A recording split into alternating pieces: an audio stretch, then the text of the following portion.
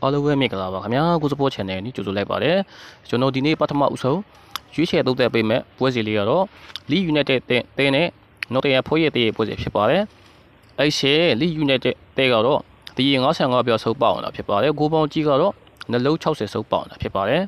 ်ဒီနေ့တဲရင်ကားရဖောင်ကြည့်ရမယ်ဆိုရင်တော့အဝေးကွေးကလက်ကစားတဲ့ Nottingham Forest ရဲ့ကားရဖောင်တော်တော်လေးကောင်းအောင်တာဖြစ်ပါတယ်အဲ့ရှယ် Leeds United တဲကတော့နောက်ဆုံးပွဲစီမှာ Arsenal တဲကို4ဂိုးပြတ်နေဆုံးနေခဲ့တာဖြစ်ပါတယ်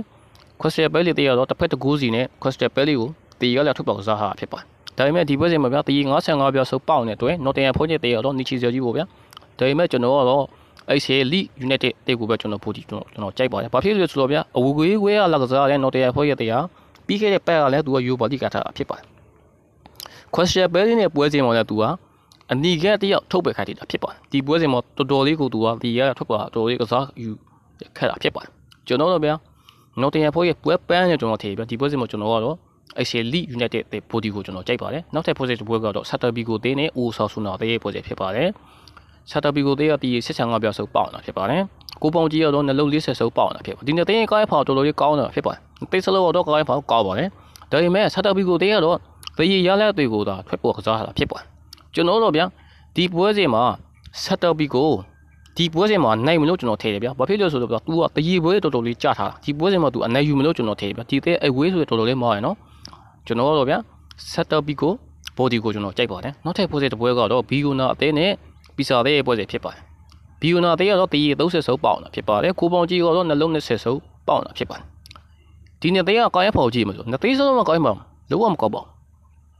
အရှိက19နဲ့20ဖြစ်နေတိုက်စေးလည်းမကောင်းပါဘူးဗျာခံစေးလည်းမကောင်းပါဘူးဒီနေ့တဲ့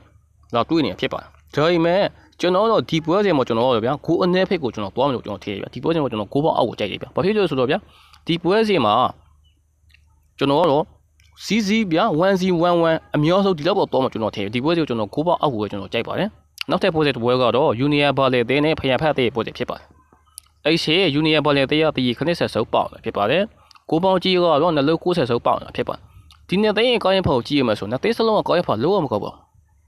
းဆိုးပွဲတွေကြီးပဲဗျာဒီနေ့သေးလို့အောင်ဒါပေမဲ့ဒီနေ့သေးရဗျာ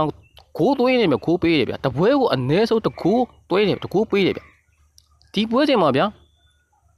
ကိုပေါင်ကြီးကနှလုံး90ဆိုပေါက်နေတာကျွန်တော်တော်တော်လေးတာတရားဖြစ်တယ်ဗျာဘာဖြစ်လို့ဆိုတော့ဗျာဒီနေ့သေးရအနည်းဆုံးက3လုံးကြီးတော့ပေါက်တယ်လားဗျာဒါပေမဲ့ဒီပွဲချိန်မှာဗျာနှလုံးကို90ဆိုပေါက်နေတာဆိုတော်တော်လေးကိုတော့စဉ်းစားဖို့ခက်နေတယ်ဗျာဒါပေမဲ့ကျွန်တော်ဒီပွဲချိန်မှာကျွန်တော်ကတော့Union Berlin နဲ့ဖျံဖက်နေပွဲစဉ်မှာကျွန်တော်တို့ဂိုးအပေါ်ပဲကျွန်တော်ကြိုက်တယ်ဗျာဘာဖြစ်လို့ဆိုတော့ဗျာဒီနေ့သေးကဂိုးလဲသွေးတယ်ဗျာဂိုးလဲပေးတယ်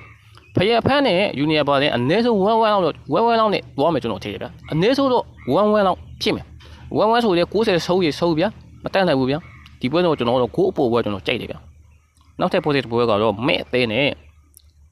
လိုက်လီသေးရဲ့ပွဲစဉ်ဖြစ်ပါတယ်ဒီနေ့သေးကလည်းကားရဖောင်တော်တော်လေးဆိုးရနေတာဖြစ်ပါတယ်အဝေးကွေးကလက်ကစားတဲ့လိုက်လီသေးကတော့တရီ15ပြားအနိုင်ပေါက်တာဖြစ်ပါတယ်ခိုးပေါင်ကြီးကတော့3လုံးကို60နိုင်ပေါက်တာဖြစ်ပါတယ်မေ့တဲ့ရလဲကိုင်းဖာလုံးမကောက်ပါ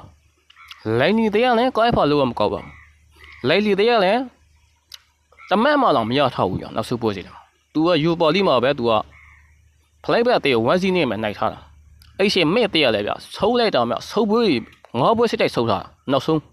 9ပွဲမှာလည်း9ပွဲလို့ဆုံးထားတယ်ကိုကလည်းဗျတပွဲကို9လုံးနဲ့ပေးနေတာ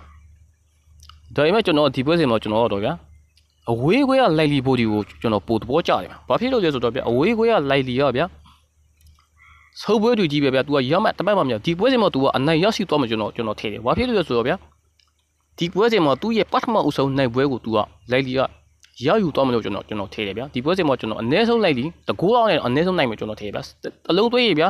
15ပြားနိုင်ဗျာအနည်းဆုံးတော့တလုံးမေ့တိတ်ကိုတော့အနိုင်ရရှိမယ်လို့ကျွန်တော်ထည့်ရဗျာဒီပွဲစဉ်မှာကျွန်တော်အဝေးကွေးကလက်ကစားတဲ့ likely body ကိုကျွန်တော်ကြိုက်ပါတယ်ဗျာအားလုံးစီပေးချက်ပုံကြီးကိုကျွန်တော်စီမှာမပါဝယ်မယ်ဆိုရင်389 88 905 8835ကိုလာရမေးမြန်းဆက်သွယ်နိုင်ပါတယ်ခင်ဗျာအားလုံးစီပေးချက်ပုံကြီးကိုတွေ